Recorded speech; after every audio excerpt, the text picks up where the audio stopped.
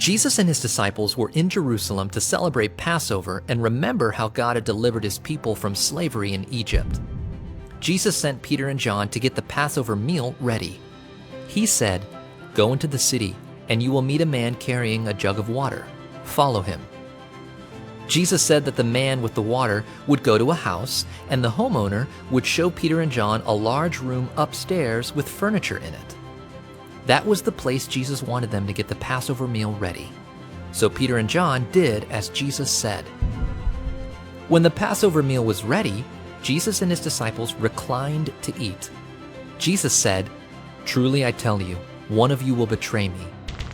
The disciples were upset, but Jesus knew this was part of God's plan. Each of Jesus' disciples asked, "Surely not I, Lord." But when Judas Iscariot said, "Surely not I, teacher," Jesus said, "Yes, it's you." Then Jesus took the bread, gave thanks to God for it, broke it, and then gave it to his disciples to eat. Jesus said, "This is my body, which I am giving for you. Do this to remember me." Jesus took the cup and gave it to his disciples. They drank from it, and Jesus said, "This is my blood of the new covenant, which is poured out for many for the forgiveness of sins." Jesus showed his disciples with the bread and the drink that he is the true Passover lamb. They sang a hymn together, and then they went out to the Mount of Olives outside the city.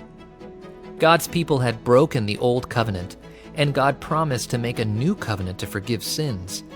The new covenant says that everyone who turns away from sin and trusts in Jesus' death and resurrection will be forgiven of his sins and will have eternal life.